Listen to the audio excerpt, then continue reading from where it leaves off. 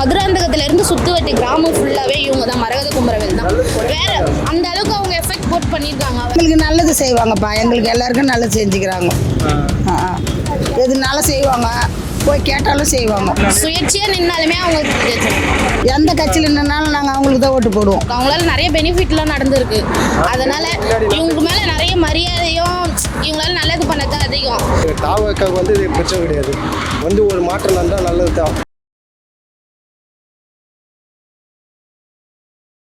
மக்களாக எல்லாம் முடிவு பண்ணி தேர்ந்தெடுத்தது தான். ஆனால் வந்து அவங்க திடீர்னு மாறினதே எல்லாருக்கும் கொஞ்சம் அதிர்ச்சியாக தான் இருக்கலாம். ஆனால் வந்து எப்படி சொல்கிறது, ஆட்சி மாறும் போது அவங்களும் மாறி எதனா ஒரு மக்களுக்கு நல்லது பண்ணால் நல்லாயிருக்கும். இதுலையாவது போய் நல்லது பண்ணால் நல்லாயிருக்கும். அவங்களால நிறைய பெனிஃபிட்லாம் நடந்திருக்கு. அதனால் இவங்க மேலே நிறைய மரியாதையும் இவங்களால நல்லது பண்ணது தான் அதிகம். அவங்க திடீர்னு போயிருக்காங்கன்னா அவங்களுக்கு என்ன பிரச்சனையோ அது வந்து அவங்களுக்கு தான் தெரியும், நம்மளுக்கு தெரிய போகிறது கிடையாதுல்ல. அதனால்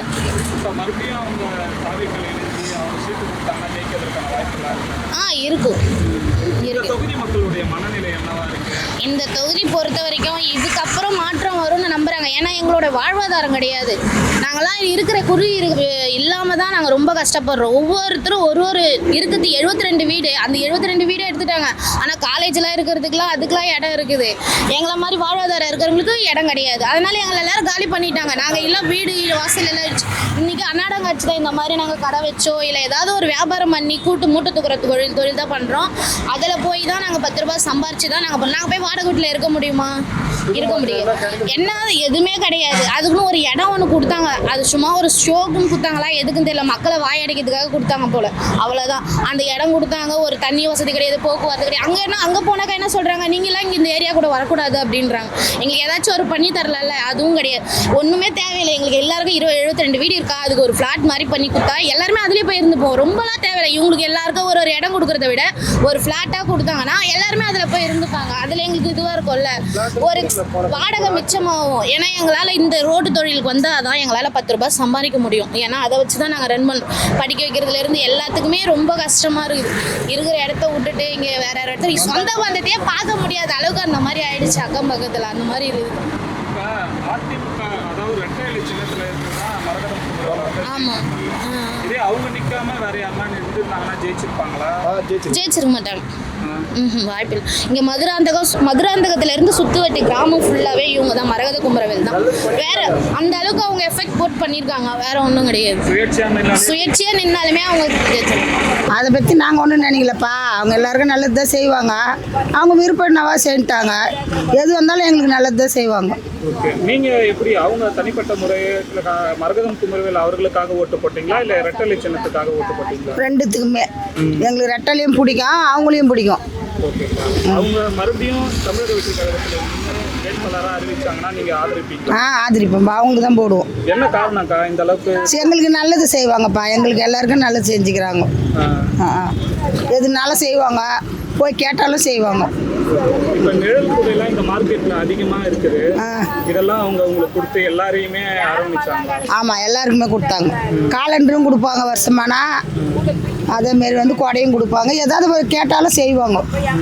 ஆனால் இங்கே விசாரிக்கும் போது என்ன சொல்கிறாங்கன்னா, இப்போ கட்சிக்காக நிறைய பேர் வேலை செஞ்சுருக்காங்க, அவங்க ஜெயிக்கணும்னு சொல்லி வேலை செஞ்சாங்க, யாரையும் கேட்காம அவங்களே ஒரு முடிவு எடுத்துருக்குறாங்க அப்படின்றது கஷ்டமாக இருக்குன்னு சொல்கிறாங்க. கஷ்டமாக இருக்குது தான். அது அவங்களுக்கு எவ்வளோ துட்டு செலவு பண்ணிக்கிறாங்களா, அதனால் அவங்க முடிவு எடுத்துட்டுருக்குறாங்க. இப்போ ஒரு பூ கடை வச்சுக்கிறோம், இதில் நம்மளுக்கு லாபம் வந்தால் தானேப்பா நம்ம நாளைக்கும் கடை வைப்போம். இதில் நஷ்டம் வந்தால் நாளைக்கு எப்படி நம்ம கடை வைப்போம்? இது அளவுக்கு நம்ம செலவு பண்ணி நின்றுக்கிறாங்கன்னா அதுக்கு அவங்களுக்கு நஷ்டம் வந்தால் எப்படி சரி கட்டணும்ல, பாவம். அவங்க எந்த கட்சியில் நின்னாலும் நாங்கள் அவங்களுக்கு தான் ஓட்டு போடுவோம். அவங்களும் இந்த தொகுதியை விட்டு கொடுக்க மாட்டாங்க. ஆமாம், விட்டு கொடுக்க மாட்டாங்க. எங்களுக்கு எல்லாமே நல்லது செய்வாங்க. மக்கள் ஏன்னா ஓட்டு போட்டு தேர்ந்தெடுத்தவங்க வேட்பாளர் ராஜ்யம் பண்ணது கொஞ்சம் கஷ்டம்தான். ஏன்னா மக்கள் ஓட்டு அவங்க நிர்வகிச்சிட்டாங்க. ஆனால் தாவக்காவுக்கு வந்து இது பிரச்சனை கிடையாது, வந்து ஒரு மாற்றம் நடந்தால் நல்லது தான். ஆனால் இப்போ ஏரி 120 வீடு இருந்தது, ஏரி டூர் வாரம்னு சொல்லிட்டு டூர் வரல, டேம் மட்டும்தான் கட்டி முடிச்சாங்க 120 கோடியில். ஆனால் தேவையில்லாமல் 120 வீடு வச்சு ரொம்ப மகா தப்பு போன ஆட்சியில். அதுக்கு நான் ஒரு இடம் கொடுத்தாங்க, அது ஃபுல்லாக பாறை பகுதி. ஒரு கடைகால் கூட போடும், வெடி வச்சு தான் எடுக்க முடியும் அந்த இடத்த. ஒரு கடைகால் ஒரு ஏழை மக்கள் போய் வெடி வச்சு எடுக்க முடியுமா? அதுக்கு ஒரு மாற்றம் இவங்க கேட்டால் இவங்க என்ன சொன்னாங்க, இந்த வேட்பாளர் போன வாட்டி இவங்ககிட்ட ஆட்சிருந்தாங்க. மேலே அவங்க நம்மளுக்கு தரலப்பா இது பண்ணுறோம் சொல்கிறாங்க. ஆனால் நல்லது மக்களுக்கு நல்லது பண்ணாங்க, அவங்க முடிஞ்ச வரைக்கும் பண்ணாங்க, அதெல்லாம் பிரச்சனை கிடையாது. திரும்பியும் வந்தால் தாவக்காக மாறினா, ஆனால் இருக்கிற ஓட்டு தாவக்காக ஓட்டு திரும்பியும் ஊழியம் புது மீதி போட்டால் தான் என்ன ஏதுன்னு தெரியல. இப்போ அதிமுக தான் ஜெயிச்சிருக்கு. அப்போ மீண்டும் அதிமுகலேருந்து ஒரு வேட்பாளர் நிப்பாட்டினாங்கன்னா அப்போ அதிமுக வேட்பாளர் ஜெயிக்க வாய்ப்பு இல்லையா? கொஞ்சம் எய்பறி தான்.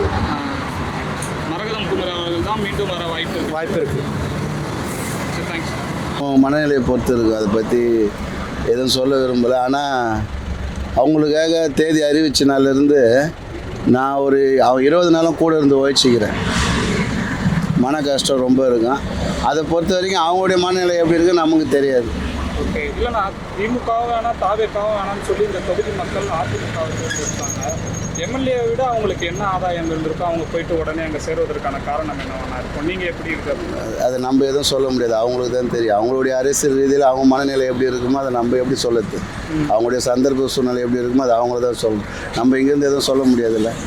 இல்லை, அவங்க ராஜினாமா செய்தது சரியா தவறா நீங்கள் எப்படி பார்க்குறீங்க? எங்கே பொறுத்த வரைக்கும் தவறு தான் சொல்லுவோம், அதை எப்படி சரின்னு சொல்லுவோம்? அவ்வளோ மக்கள் ஓட்டு போட்ட மக்கள் முட்டாளா? ஓகே, அவங்க என்ன சொல்கிறாங்கன்னா, அதாவது தொகுதி மக்களுக்கு எதிர்க்கட்சியாக இருக்கக்கூடிய சூழ்நிலை எதுவுமே செய்ய முடியல, நல்லதை செய்ய முடியல, அதனால் நான் ராஜினாமா செஞ்சுட்டு. அது எப்படி ஏற்றுக்க முடியும்? அப்போ எல்லா கட்சி எம்எல்ஏவும் ராஜினாமா பண்ணிட்டு அங்கேயே போயிடலாமா? அப்போ எதிர்கட்சின்னு இருக்கு தெரியல, எதிராளி இருந்தால் தான் நம்ம ஒரு போட்டியை சவாலாக இருக்கும். அப்போ எல்லோரும் கட்சி கழிச்சிட்டு எல்லோரும் தாவேக்காலேயே போயிட்டு மக்களுக்கு நல்லது செய்யலாம். அதே மாதிரி அம்மாவின் ஆட்சியை விஜய் அவர்கள் ஆட்சி தமிழக வெற்றி கழகம் அப்படி சொல்லி தான் போயிட்டு எல்லாரும் அவங்க போய் இணையிறாங்க. அது போகிற காலப்போக்கை பார்த்து தான் நம்ம எது வந்தாலும் சொல்ல முடியும். ஆனால் இங்கேருந்து போகிறவங்களுக்கு உரிய மரியாதை கொடுக்குறாங்களா? விஜய் அவர்கள் முன்னிலையில் யாரும் இணைய மாட்டாங்க, 2ஆம் கட்ட தலைவர்கள் முன்னிலையில் தான் இணையிறாங்க. அது போகிறவங்கள தான் கேட்கணும், நம்மளை கேட்டால் தெரியாது, நம்ம அங்கே போகல. ஓகே, இப்படி இருக்கக்கூடிய சூழ்நிலை, இப்படியெல்லாம் அவங்க 2ஆம் கட்ட தலைவர்கள் முன்னிலையில் தான் இணையக்கூடிய நிலை இருக்கும்பொழுது இப்போ அதிமுகவில் மக்களே எம்எல்ஏவாக தேர்ந்தெடுக்கிறாங்க, நல்ல பொறுப்பில் இருக்கிறாங்க, நல்ல அந்தஸ்தில் இருக்கும்பொழுது ஏன் அங்கே போய் இணைகிறாங்கன்ற கேள்வி திரும்ப திரும்ப எழுதுதில்லை. அது அவங்களுடைய சந்தர்ப்ப சூழ்நிலையை பொறுத்து இருக்குது. அவங்க போய் இணைய ஒருத்தவங்களுக்கும் ஒரு குறிக்கோள் இருக்கும், அதை அவங்க தக்க வச்சுக்கிறதுக்கு போய் இணையலாம். அது அவங்கள கேட்டால் தான் தெரியும். ஓகே, ஆனால் நீங்கள் இந்த தொகுதி மக்கள் நீங்கன்றதை தாண்டி அதிமுக தொண்டர்களாக இருக்கட்டும், கூட்டணி கட்சி தொண்டர்களாக இருக்கட்டும், இந்த தொகுதி மக்கள் எல்லாருமே மரகதம் குமரவேல் அவர்களுக்கு எந்த அளவுக்கு கடுமையாக நீங்கள் உழைச்சிங்க?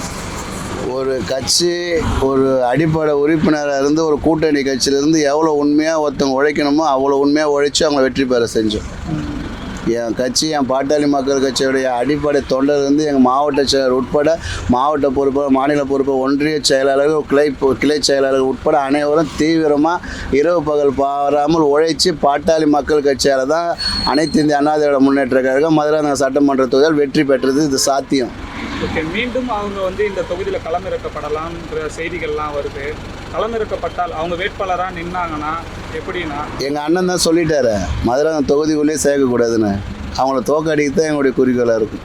ஓகே, ஆனால் இங்கே தொகுதி மக்கள் இன்னும் ஒரு சிலர்கள் என்ன சொல்கிறாங்க, அவங்க சுயேட்சையாக நின்னா கூட ஜெயிப்பாங்க, அதிமுகவில் நின்று தான் அவங்க ஜெயிக்கணும்னு அவசியம் இல்லைன்ற மாதிரிலாம் பேசுகிறாங்க. வெற்றி என்பது மக்கள் எல்லாருடைய மனசுபான்மை ஒரேபடியாக இருக்காதுல்ல.